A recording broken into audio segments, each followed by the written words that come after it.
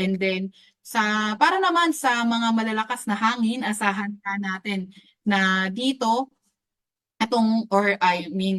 para naman sa magiging track ni Enteng, inaasahan natin for today, ito ay mag-move generally northwestward to northwestward today, and then posible maging northward tomorrow while gradually intensifying. So hindi natin tinatanggal yung possibility na magkaroon ng landfall within Bicol, Eastern Visayas region in the next 48 hours. So posibleng lumakas at maging tropical storm depression category nga ito by tomorrow. And then from Wednesday to the end of the forecast period, itong si Enteng ay mag-move erratically habang malapit nga sa may Luzon Strait or hindi kaya nasa may Luzon Strait. So, intensification may continue during this period, and pagdating nga ng Thursday ay posible nang nasa may severe tropical storm category na itong si Enteng.